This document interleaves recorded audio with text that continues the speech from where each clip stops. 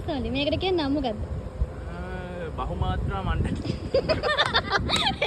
Okay. Wrong answers only. ඇලඩින්ගේ පුදුම පහන අයිතිකාරය කවුද? Mahinda Rajapaksa. Wrong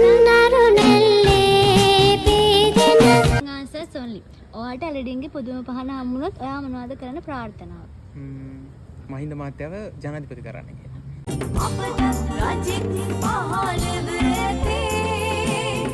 answers only. Oxygen වලින් මොකද කරන්නේ? බත් වෙනවා. wrong answers only. මිනිස්සු කකුල් දෙකෙන් මොකද කරන්නේ? මිනිස්සු කකුල් දෙකෙන් මොකද කරන්නේ? කනවා. answers only. කුරුල්ල පිහාට වලින් මොකද කරන්නේ? බයිසිකල්.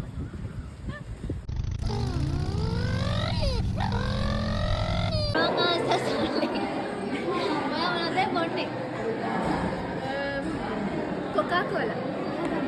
wrong answers only. හැරි පොටර්ගේ ඉස්කෝලේ මොකද්ද? කොපතන් ජාතික පාසල්නේ.